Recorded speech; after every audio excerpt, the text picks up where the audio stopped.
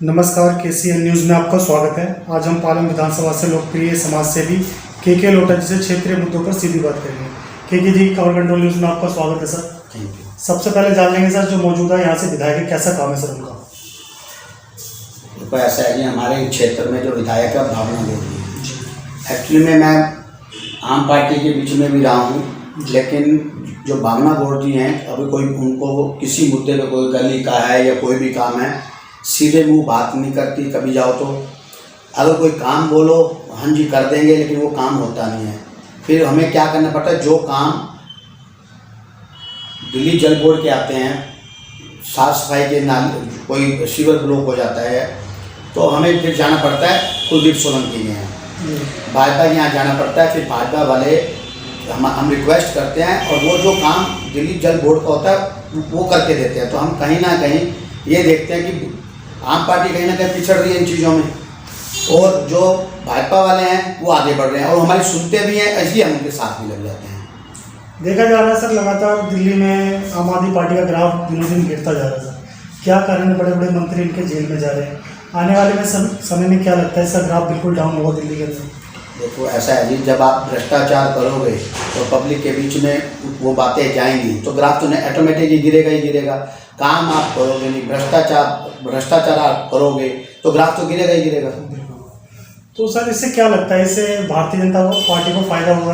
आम आदमी पार्टी का ग्राफ गिरता है? देखो, अगर आम पार्टी का ग्राफ गिरता है तो भारतीय पार्टी को 100% बेनिफिट मिलेगा। और रही बात कांग्रेस की, कांग्रेस तो आपको देखो कि कहीं भी दूर दूर तक दिखाई भी नहीं देगी। जगह जगह सर उनके अध्यक्ष लवली जी कर रहे हैं, जवाब दो, हिसाब दो। भारतीय जनता पार्टी से मांग रहे हिसाब, आम आदमी पार्टी के लोगों से मांग रहे हिसाब पिछले 5 सालों का। क्या लगता है सर ये सब चीज़ें? ये कांग्रेस मांग रही है? हाँ जी, ऐसा है, जो कांग्रेस मांग रही है, अगर कांग्रेस अच्छा काम करती तो आज इतने सालों से कांग्रेस अब बाहर क्यों है? उसका बहुत बड़ा रीज़न यही है कि जब उन्होंने काम नहीं किया, अब वो काम करते नहीं और भारतीय जनता पार्टी से हिसाब मारते हैं, जो मांगते हैं, जो काम करते हैं। बिल्कुल। तो ये जो हिसाब मांग रहे हैं, क्या लगता है कि ये सब चुनावी हथकंडे हैं सर? देखो, ये तो जब भी चुनाव आते हैं इस तरीके की परिस्थितियाँ भी आती हैं और बातें भी होती हैं, लेकिन इन बातों का कोई, मेरे को नहीं लगता कोई तुरंत हो। भारतीय जनता पार्टी मेरे हिसाब से 100% फुल बहुमत से इस वक्त जो चुनाव होते हैं 100% दिल्ली के अंदर भारतीय जनता पार्टी ही आएगी विधानसभा में। सर, आने वाले समय में लोकसभा चुनाव नज़दीक है सर। जो यहाँ से मौजूदा सांसद है मिस्टर रमेश बिदुड़ी जी हैं सर, बिल्कुल। कैसा काम है सर रमेश जी का? रमेश जी के पास मैं 2-4 बार गया हूँ और अपनी क्षेत्र की समस्या के लिए गए थे, लेकिन उन्होंने हमारी समस्या को सुना भी और किया भी।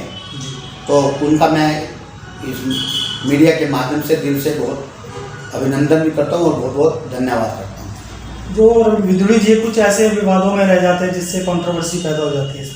आने वाले समय जो लोकसभा चुनाव है उसमें कहीं उनको नुकसान तो नहीं होगा इन चीज़ों को लेकर सर?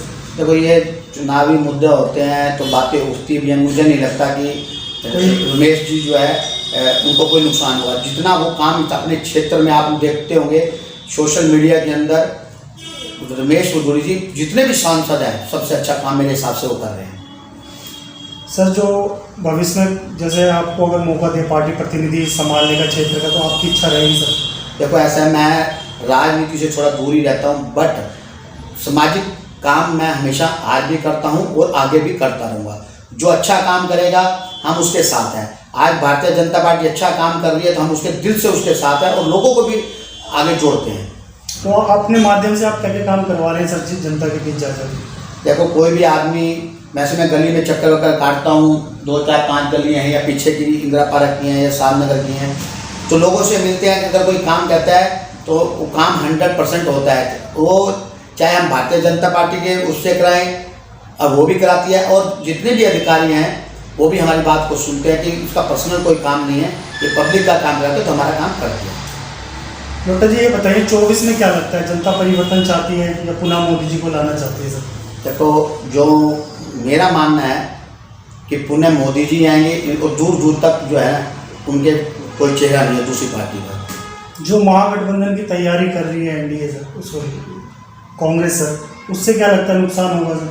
सर, जब कोई आदमी ईमानदार होता है ना तो चोर तो सब इकट्ठे होते हैं। कुछ भाजपा में कहता है कि महागठबंधन की तैयारी नहीं, महाठग की तैयारी हो रही है। आप सहमत हो सर इस बात से? बिल्कुल 100% सहमत हैं। अगर सारे इकट्ठे हो जाएंगे तो इससे भारत को नुकसान होगा। भारत को नुकसान होगा लेकिन बीजेपी को फायदा ही होगा। बीजेपी को फायदा होगा इससे? बिल्कुल होगा। अगर सब इकट्ठे होते हैं कांग्रेस वाले तो हमें कोई नुकसान नहीं, बीजेपी को कोई नुकसान नहीं है।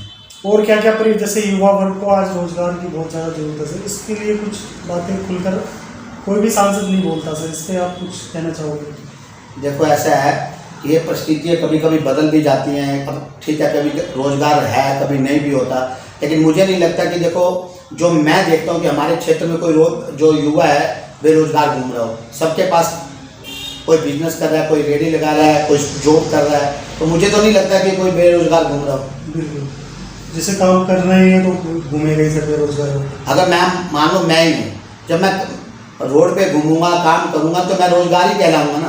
बिल्कुल। कुछ मैसेज देना चाहेंगे सर जनता को आप 24 के लिए?